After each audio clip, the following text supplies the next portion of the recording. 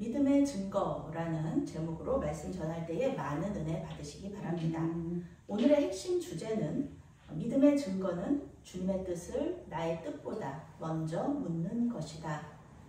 믿음의 증거는 주님의 뜻을 나의 뜻보다 먼저 묻는 것이다.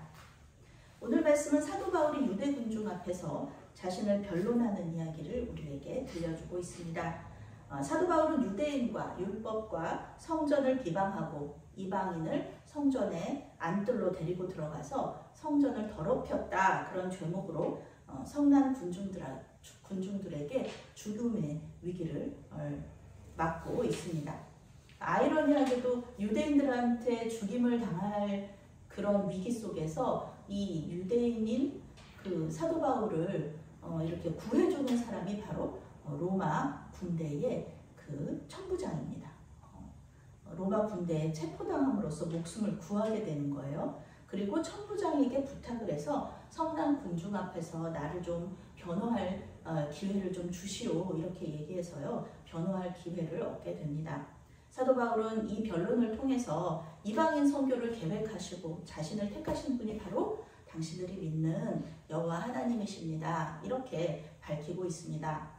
바울은 성난 군중들 앞에서 이 히브리어를 사용해서 공손한 인사말로 자신의 변론을 시작합니다. 말하는 사람과 듣는 사람을 이렇게 동일시하는 그런 수사학적 방법을 사용하고 있는데요. 이것은 사도 바울이 많이 배운 그런 사람이라는 것을 우리에게 알려주고 있는 것이죠. 히브리어를 사용하고 부형들이라는 그 유대인들이 사용하는 정중한 호칭을 사용함으로써 사도 바울이 자신의 출신 배경을 이야기하기 시작합니다. 다소 출신의 디아스포라 유대인인 사도 바울, 가말리엘 문화에서 아주 바리새인의 엄격한 교육을 받은 사도 바울, 하나님께 열심히 있어서 예루살렘에 있는 그 기독교인들 뿐만이 아니라 저 멀리 시리아에 있는 다메섹까지 가서 믿는 자들을 잡아서 끌어와서 벌을 주려고 하는 그 열심 있는 사도 바울 자신의 모습, 기독교인을 죽이고 옥에 가둘 정도로 교회를 핍박했던 사람이 바로 납니다. 나 사도 바울입니다. 이렇게 자기 자신을 소개하는 거죠. 바울의 다메섹 회심 사건은요, 사도행전에 3회가 기록되어 있습니다. 9장, 22장, 26장 이렇게 있는데요. 벨릭스와 아그리빠 그 왕 앞에서도 이렇게 자기의 회심에 대해서 이야기하죠. 바울은 어떻게 예수님을 믿게 되었는지, 또 어떻게 자신의 삶이 변화되었는지를 간증하는 거예요. 간증하면서 이렇게 자신이 만난 하나님, 또 자신이 믿는 예수님을 증거하는 겁니다. 사울은 이때 당시에는 사울이죠. 사도 바울 되기 전에 이 사도 사울은 사울이라는 이름을 가지고 있었어요. 사울은 박해를 피해서 다메섹으로 간 그리스도인들을 예루살렘으로 잡아오려고 대제사장에게 공문을 받아가지고 다메섹으로 가고 있었습니다. 이건 누가 시켜서 하는 일이 아니에요. 사도 바울이 그렇게 원했던 거예요. 정말 그렇게 믿었거든요. 이 예수님을 믿는 이 사람들이 하나님을 믿는 이 자신들의 적이라고 생각했고요. 기독교를 이단이라고 생각했고요. 이단의 괴수가 예수님이라고 생각했어요. 그래서 그렇게 사도 바울이 이렇게 예수 믿는 사람들을 잡아다가 감옥에다가 가두고, 또 스데반이 죽는 그 자리에서 이것은 신학적으로 옳습니다 라고 얘기를 해주는 그런 그 신학적인 토대까지 마련해 줬던 사람이 바로 이 사도 바울이었거든요. 이거는 하나님을 향한 열심이에요. 물론 잘못된 열심이었지만 하나님을 향한 열심, 하나님께서 이것을 원한다고 생각했어요. 자기 생각에는 하나님께서 원하시는 것이 이 기독교 이단을 아예 그냥 뿌리째 뽑아버려야 된다, 아예 없애버려야 된다, 이것이 하나님께서 원하신다고 생각했어요. 그래서 이 사도 바울은 그렇게 열심을 내가지고 기독교 그 믿는 사람들을 그렇게 핍박했던 겁니다. 그런데 이것은 전혀 하나님께서 원하시는 게 아니었죠. 다메섹에 거의 도착했을 때 하늘에서 큰 빛이 사울을 덮치게 됩니다. 단순한 밝은 빛이 아니었어요. 그냥 빛이 이렇게 있으면은 빛이 있구나, 따뜻하다, 이런 정도가 아니라 사도 바울을 무릎 꿇리고 엎드리게 할 정도의 그런 힘과 능력이 있는 그런 빛이었습니다. 그 빛에 이렇게 힘이 있어서 눌려진 거죠, 사도 바울이. 그래서 그 자리에 바로 엎드리게 됩니다. 이때 사울은 부활하신 예수님을 만났습니다. 사울아 사울아 내가 왜 나를 박해하느냐? 너 왜 이렇게 집요하게 나를 괴롭히느냐? 예수님을 믿는 사람들을 집요하게 괴롭히는 사람들이 있어요. 그 사람들은 예수님께서 생각하시기에 그 사람들을 괴롭히는 게 아니라 예수님 자신을 괴롭힌다고 생각하거든요. 그런 건 너무 당연한 거예요. 왜냐하면 우리가 예수님을 영접한 그 순간에 나와 예수님은 하나가 되잖아요. 한 몸이 되잖아요. 우리 안에 예수님께서 계시는 거잖아요. 그러니까 예수 믿는 사람들을 괴롭히고 핍박하는 것은 예수님을 괴롭히고 핍박하는 것과 마찬가지인 것, 같은 것이죠. 이스라엘만이 아니라 다른 나라에까지 가가지고 그 예수 믿는 사람들을 그렇게 잡으려고 하고 핍박하고 이 모든 것들을 예수님께서는 다 알고 계셨고 보고 계셨다는 것이죠. 학자들은 큰 빛 속에서 임하신 그 예수님을 사도 바울이 만났다고 얘기를 해요. 주님, 당신은 누구십니까? 이렇게 보면서 얘기한 거죠. 큰 빛 속에 계신 우리 예수님, 부활하신 예수님을 사도 바울이 본 거예요. 엎드려가지고 물어보는 거죠. 당신은 누구십니까? 그때 예수님께서 나는 네가 박해하는 나사렛 예수다. 이렇게 대답해 주세요. 예수님은 항상 이렇게 우리에게 대답해 주시죠. 정말 이거는 말도 안 돼. 이거를 왜 물어봐? 그런 질문도 이 예수님의 12제자도 많이 하고요. 그리고 예수님한테 이렇게 찾아가서 아주 공부 많이 하신 분들도 예수님한테 가서 이렇게 질문했던 것들을 우리는 볼 수가 있죠. 니고데모도 마찬가지고 사도 바울도 박해하는 나사렛 예수라고 이렇게 대답해 주시는 거를 볼 때 우리 예수님께서는 항상 대답해 주시는 분.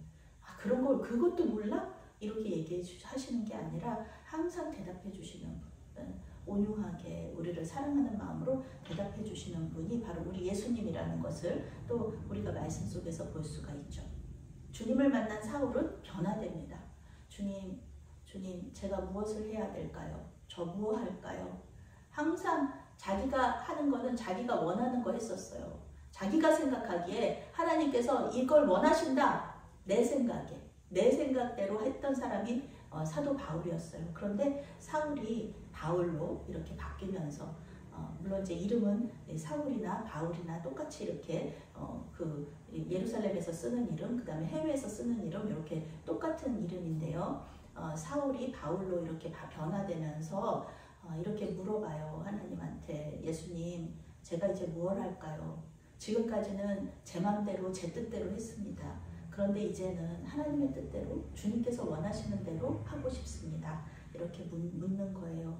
이제 내가 결정하는 삶에서 하나님께서 내 삶을 결정해 주시기를 이렇게 올려드리는 것이죠. 자기 생각에 하나님께서 원하시는 것을 하는 것이 아니라 진정으로 하나님께서 원하시는 것을 하는 삶으로의 변화가 바로 이때 다메섹에서 일어났다. 이렇게 간증하는 거죠. 예수님은 일어나 다메섹으로 들어가라. 내가 할 일을 말해줄 사람을 기다려라. 이렇게 말씀하세요. 내가 결정하는 것이 아니다. 이제 주님의 뜻을 구하면서 기다려라. 이렇게 말씀하셨죠. 그래서 사도 바울이 다메섹 성 안으로 들어가서 계속 기도하면서 기다리잖아요. 그래서 아나니아가 와서 이렇게 다시 이렇게 사도 바울 눈도 보게 해주고 자신의 교회 공동체로 이렇게 불러들이게 되는 것이죠. 예수님은 경건한 사람이요 유대인들에게 칭찬받는 자인 아나니아를 보내셔서 사도 바울의 눈을 뜨게 하시고요. 사울이 무엇을 할지 또 사울을 향한 하나님의 뜻이 무엇인지 알려줍니다. 하나님께서 너를 택하시고 부활하신 예수님을 보게 하시고 또 그의 음성을 듣게 하셨으니까 너는 예수님을 위해서 네가 그냥 듣고 온 거 그거를 전하는 증인이 되어라. 이렇게 알려주는 거죠. 무슨 특별한 일을 하라고 하지 않으셨어요. 이때 당시만 해도 어디 먼 곳에 가서 뭐 이방 나라에 가서 전하라 이렇게 말씀하지 않고 그저 네가 예수님 만난 거 다메섹 회심 사건이죠. 이렇게 제목이 붙어 있는데 그냥 그거 얘기하라고 얘기하시는 거예요. 특별하게 뭐 가서 뭐 병 고쳐주고 귀신 쫓아내고 물론 사도 바울이 그 모든 일을 했지만 사도 바울한테 맡겨주신 하나님의 사명은 그저 네가 듣고 본 바를 다른 사람들에게 말해주어라 이런 것이었죠.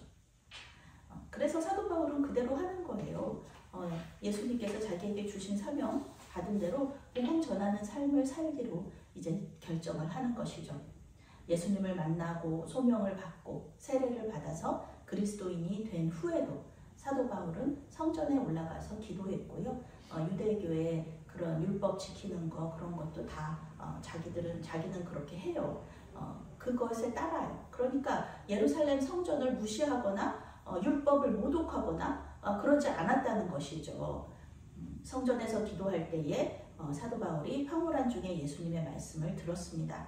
예루살렘 사람들이 복음을 받아들이지 않을 것이니까 속히 예루살렘을 떠나라. 바울은 그리스도인을 핍박했다가 회심한 자신의 모습을 보면서 유대인들이 예수님을 많이 믿을 거라고 생각했어요. 자기 사도 바울 자신이 이렇게 변화됐잖아요. 예수님을 믿고서 이렇게 변화됐잖아요. 핍박자, 아주 원수가 예수님을 믿게 됐잖아요. 그러니까 많은 사람들이 자기를 보면서 예수님을 믿을 거라고 생각했지만 전혀 그렇지 않았죠. 오히려 예수 믿는 사람들을 전한다, 예수 믿는 사람이 되었다, 그런 것 때문에 사도 바울은 죽임을 당할 그런 위기에 많이 처하게 됩니다. 이제 예수님은 바울을 멀리 이방인에게로 보낼 것이다, 이렇게 말씀하시죠. 우리가 복음을 전할 때 이렇게 다른 사람들이 받아들이지 않는다, 그렇게 해서 낙심하거나 이렇게 우리가 괴로워하거나 아니면 복음 전하는 일을 이렇게 포기할 필요가 없습니다. 오늘 말씀 보면 알잖아요. 예수님도 그러셨고요. 또 12 제자들이나 사도 바울의 복음 전파도요. 믿지 않는 사람들은 믿지 않았고요. 믿는 사람들은 또 믿었어요. 우리는 복음을 전하는 사람들이고 믿고 믿지 않는 것은 그 사람들한테 달려있는 거죠. 그 사람들과 하나님과의, 예수님과의 관계이기 때문에 우리는 그저 전하는 것입니다. 오늘 우리는 사도 바울이 어떻게 예수님을 믿게 되었는지, 그리고 어떻게 삶이 변화되었는지에 대한 간증을 들었습니다. 우리는 사도 바울의 간증을 들으면서 우리의 삶을 또 되돌아볼 수 있어야 하겠습니다.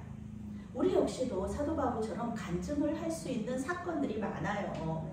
어떻게 예수님을 믿게 되었는지, 그리고 우리의 삶 속에서 예수님께서 어떻게 역사하고 계셨는지, 또 지금 현재 역사하고 계시는지도 우리는 얘기할 게 많죠. 고백할 게 많습니다. 하나님은 은혜의 하나님이시기 때문에 우리의 어떠함과 상관없이 우리에게 사랑과 은혜를 베풀어 주시는 분이잖아요. 그분은 우리를 위해서 십자가에서 죽으셨고 또 우리를 구원해 주셨을 뿐만 아니라 우리의 영적이고 육적인 필요도 채워주시는 그런 분이시잖아요. 정말 감사한 분이시고 정말 고마우신 분이시고 좋은 분이세요, 우리 예수님은. 우리는 이런 주님의 은혜를 전해야 합니다. 그러나 이것과 함께 우리가 간증해야 될 것은요, 주님께서 우리에게 주신 것들, 우리에게 주신 은혜들, 물론 그것도 우리가 전해야 되지만 그것과 함께 우리가 전해야 될 것은 우리의 삶의 변화입니다. 우리의 삶이 예수님을 믿고 나서 어떻게 변했는지, 얼마나 변했는지, 그것을 말하는 것이 간증의 큰 부분이 되어야 될 것입니다. 적어도 사도 바울은 그렇게 했습니다. 예수님을 만나고 어떻게 삶이 변화되었나요? 다른 사람들이 보기에, 그리고 우리 자신이 보기에 우리가 어떻게 변했을까요? 우리는 그 이야기를 다른 사람들에게 전해야 합니다. 우리는 우리 힘으로 변할 수 없지만 주님께서 우리를 이렇게 변하게 하셨습니다 라고 말할 수 있는 그런 우리에게 간증할 수 있는 사건들이 있어야 할 것입니다. 이 시간 사도 바울처럼 주님, 내가 무엇 하기를 원하십니까? 내 삶의 어떤 부분이 변해야 될까요? 라고 기도하시기 바랍니다. 그분의 뜻을 구하고 또한 그분의 응답을 기다리시기 바랍니다. 이 모든 일들이 우리의 간증이 되고 복음을 전하는 일이 되어서 궁극적으로 하나님께 영광이 되기를, 우리를 통하여서 우리의 삶의 변화를 통하여서 사도 바울의 삶의 변화를 통해 많은 사람들이 주님께로 돌아왔듯이 우리의 삶의 변화를 통하여서도 많은 사람들이 하나님 살아계심을 알게 되고 또 우리 주님을 또 주님으로 영접하는 놀라운 일이 있기를 주님의 이름으로 축원합니다. 아멘.